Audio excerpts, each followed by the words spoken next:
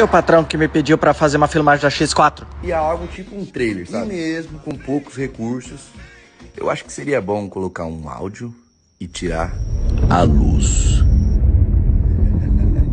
Com certeza eu mostraria os detalhes desse carro, que é extraordinário. Parece besteira dizer que a BMW quer que você se sente aqui e sinta como se pudesse qualquer coisa no mundo. Eu acho que pode. Mas em algum momento eu ia por uma pausa e mostrar a tecnologia. Você sabe que ela justifica cada centavo.